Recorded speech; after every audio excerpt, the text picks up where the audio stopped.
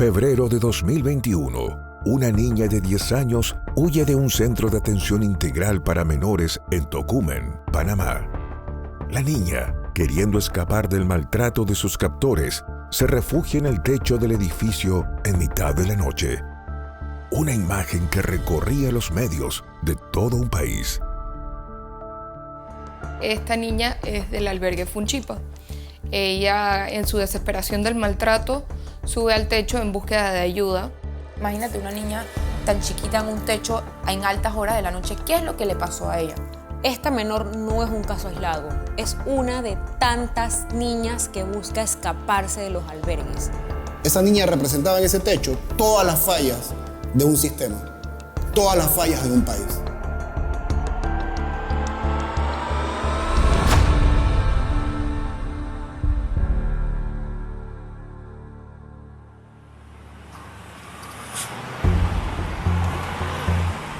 Panamá, país centroamericano que en los últimos años ha tenido uno de los crecimientos económicos más sólidos de América Latina, oculta una realidad muy diferente detrás de sus altos edificios.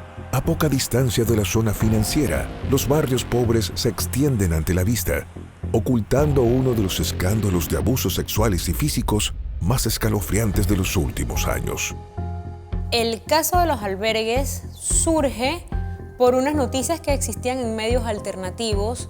Cientos de niños fueron abusados en los albergues donde el Estado tiene la responsabilidad, por ser niños de alto riesgo social, de cuidar de ellos. El proceso por el caso de abusos a menores en haber sido acosados por maltrato parte de un físico, adulto. psicológico. Nosotros nos hemos dedicado a destapar escándalos de corrupción en los últimos 2 años y precisamente recibimos una pista de parte de uno de los voluntarios de un albergue que queda aquí en la ciudad de Panamá. Bueno, a como está actualmente, lo que se ha descubierto es un índice de años y años de abuso, tanto físico, psicológico y sexual, a niños que son parte del sistema de albergues en Panamá, que son custodiados y supervisados por el CENIAF, que es la dirección del Ministerio de Desarrollo Social aquí en Panamá. Estas denuncias empezaron a ser más reiteradas y llegaron a la Comisión de Asuntos de la Mujer, Niñez y Familia. Es allí cuando yo le pido a la presidenta de la comisión, la diputada Zulay Rodríguez, que por favor abriera una subcomisión para que investigáramos lo que estaba pasando a fin de conocer si eran o no ciertas estas denuncias, si habían irregularidades, para poder profundizar en lo que se estaba suscitando. Omisión, corrupción contra menores y supuesto abuso sexual son los delitos detectados por la subcomisión de la Asamblea Nacional que investigó las serias irregularidades en al menos 14 albergues del país.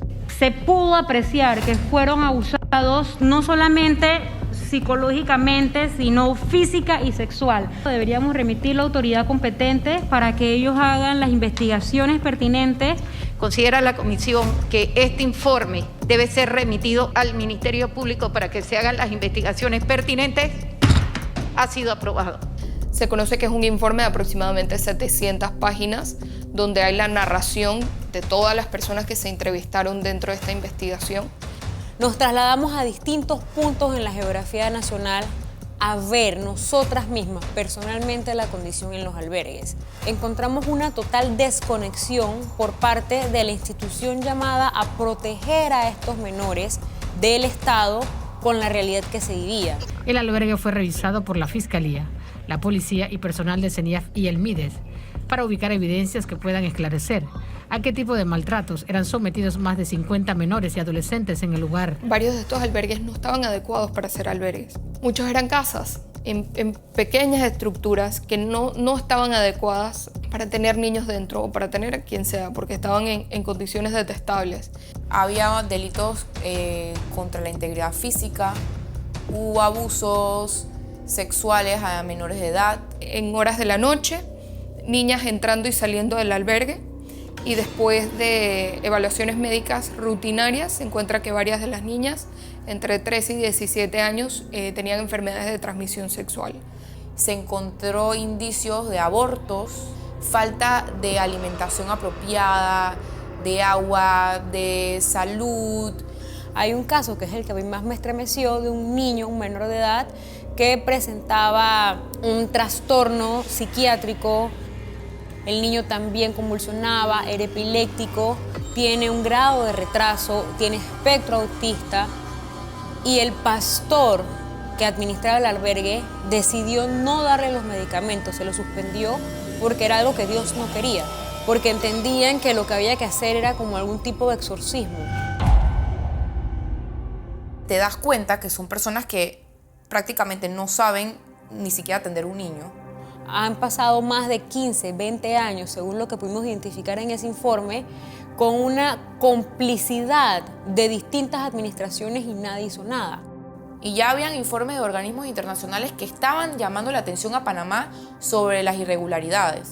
En el 2014 más o menos creo, fue interpelada por un caso de 5 menores que fueron quemados vivos en el Centro Juvenil de Cumplimiento. Y luego en el 2018 este mismo panel interpeló al gobierno de turno con una nota muy dura diciendo que Panamá debería ser considerado como un país donde ser niño era peligroso. Y el problema real está que el Estado da un presupuesto muy alto a todos estos albergues cuando tú vas a ver la planilla. Las organizaciones que trabajan con niñez de este tipo pueden llegar incluso a recibir hasta $50,000 por mes. Aquí en Panamá existe un subsidio que es llamado Beca Universal, donde el gobierno le da una cantidad de dinero al niño a través de su acudiente. En todo lo que fue el año 2020 se dio la virtualidad porque estábamos confinados por pandemia. Existen niños en los albergues que no se conectaron una sola vez al sistema, pero los administrativos del albergue cobraron esas becas universales.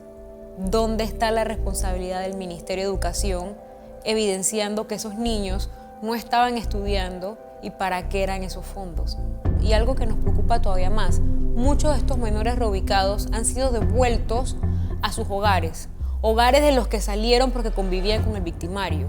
Y todo esto está documentado en un informe de más de 500 páginas que se le entregó al procurador en febrero. Nosotras, las diputadas de la Comisión de Asuntos de la Mujer, nos reunimos con el procurador, el señor nos mira a la cara, nos dice, sí, vamos a investigar, el famoso caiga quien caiga, y creo que fue como a los 4 días, el señor renunció.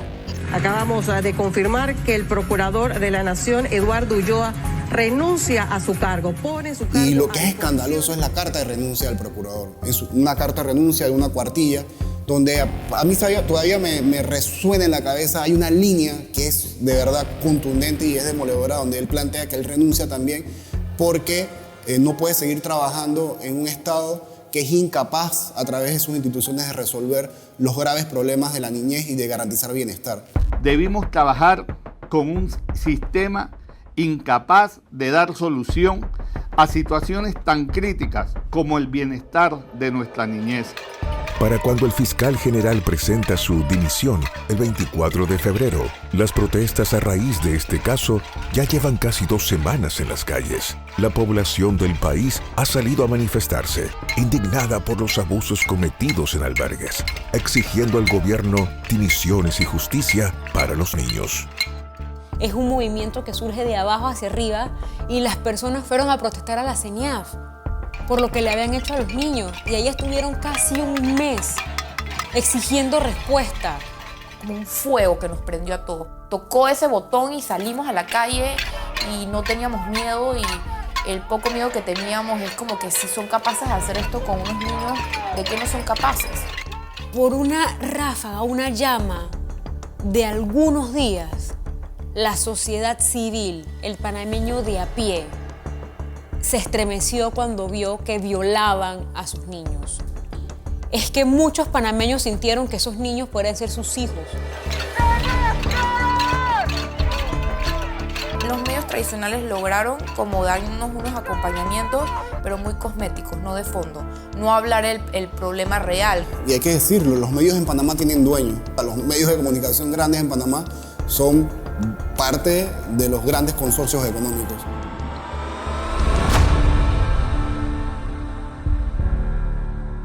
¿A qué apostó el Ejecutivo? Al cansancio. Y cuando las personas dejaron de protestar, el gobierno simplemente giró su mirada a otro escándalo y no hizo nada. Y muy puntual sobre la Defensoría del Pueblo, ellos estuvieron en casi todas las protestas mientras nos reprimían. Hubo heridos y hubo personas detenidas. Las evidencias que se presentan de parte de la policía para sancionar a los manifestantes habían sido grabadas por personas de la Defensoría del Pueblo. ¿Qué quiere decir esto? La Defensoría del Pueblo estaba escudando a la policía y utilizando lo que ellos habían grabado en contra de la ciudadanía. Es nuestro derecho y es nuestra garantía constitucional salir a manifestarnos, y que nos repriman en realidad no debería ni siquiera ocurrir, porque estamos luchando por algo correcto. Es un derecho aquí en Panamá salir a la calle. Desgraciados, es un fucking derecho. En Panamá era un secreto a voces que el CENIAF no funcionaba.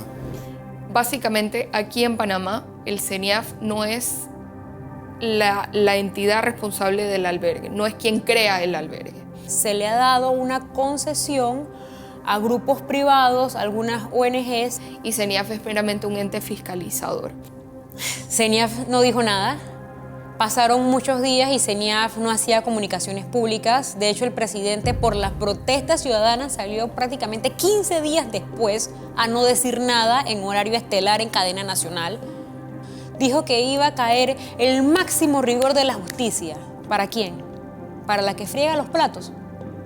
Los autores responsables de los delitos cometidos contra los derechos de las niñas, niños y adolescentes deben ser castigados con el máximo rigor de la ley, sin contemplaciones. No ha habido reacción. No ha habido reacción y la seguimos esperando. Perdón, sí hubo una. A la subdirectora la ascendieron a gobernadora. Sí hay algunos detenidos, pero vuelvo y reitero que son personas que probablemente el nivel de culpabilidad o de estar involucrado en la situación sea muy bajo. Aquí hay poco más de una media docena de imputados y son solamente personas de mandos bajos. Los tomadores de decisiones, los que han corrido con mejor suerte, que parece ser que son todos los de cuello blanco, los han trasladado a puestos de gobierno donde tienen todavía mayor exposición, cortan cintas, acompañan al presidente en todas las giras, que pareciese que los han premiado. Llega un punto donde hasta llegamos a pensar que era un show mediático para decir que sí estaban haciendo algo.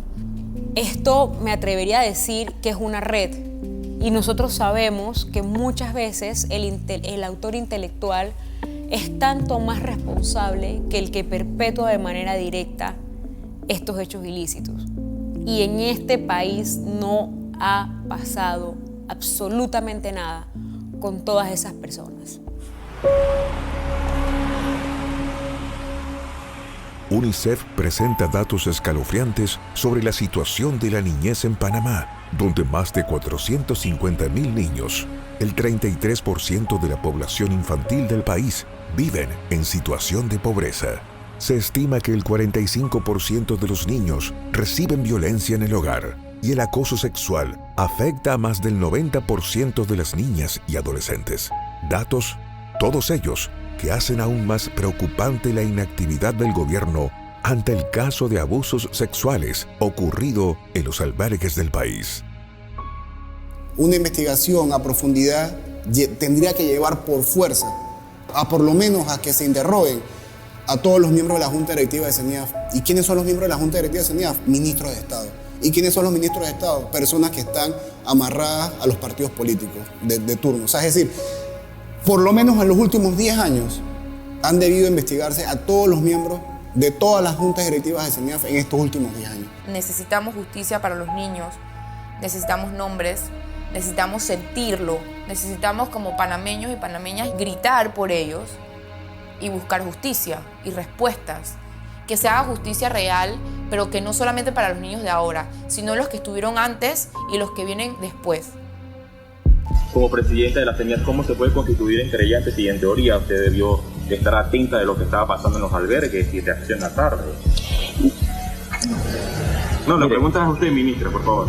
Sin palabras, así quedó literalmente la ministra de Desarrollo Social, María Inés Castillo, en la Procuraduría General de la Nación cuando fue a constituirse como querellante en aquellos procesos donde se investigan posibles violaciones de derechos a menores en los albergues. Si el Estado, a través del CENIAF y a través de sus funcionarios, son los agresores, ¿cómo puede ser que ellos también sean la solución y las personas que tienen la patria potestad de estos niños? En este país se ha normalizado la corrupción.